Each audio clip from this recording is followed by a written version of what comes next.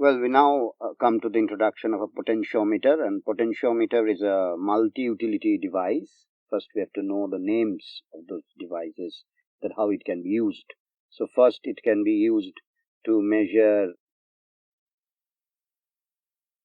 EMF of unknown cell. That is the primary use of a potentiometer. So the primary use of a potentiometer is to measure the EMF of unknown cell. Secondly, it can be used to measure the internal resistance of the cell.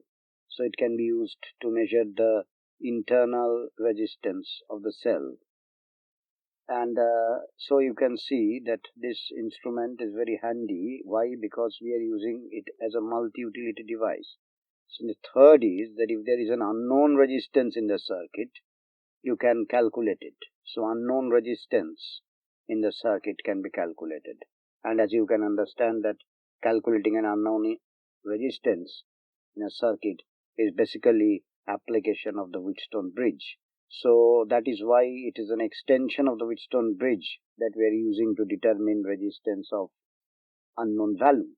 So when we calculate the unknown resistance, we actually apply the principle of Wheatstone bridge on potentiometer. And finally, a potentiometer can calculate the line current. So as you know, the line current can be measured by an apparatus which we call a galvanometer, or more specifically an ammeter. So here we are using the potentiometer as an ammeter. So these are the four multi-utility devices that the potentiometer is used. Now, students, we come to the next portion of this whole thing, that how a potentiometer looks like. So you see, we are going to draw the schematic diagram of a potentiometer. When we have a potentiometer wire which is having a length AB, say for example, and that length is given by the letter capital L, and then we have a cell here which we call a driver cell, actually the known cell, and then we have a variable resistance here which we call a rheostat.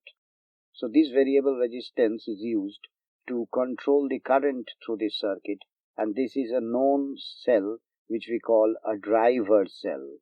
Now the driver cell is known for us, mind you.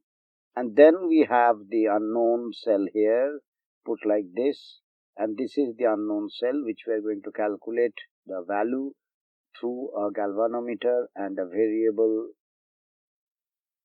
slider which we call a jockey.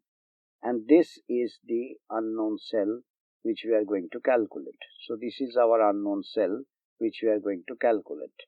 Now the working principle of the potentiometer is that when we know the per unit length voltage of this wire AB, which we call potential gradient, and we put it as V by L, that is the potentiometer gradient or the potential gradient of this wire. And then what we do is we put this length AJ as small l.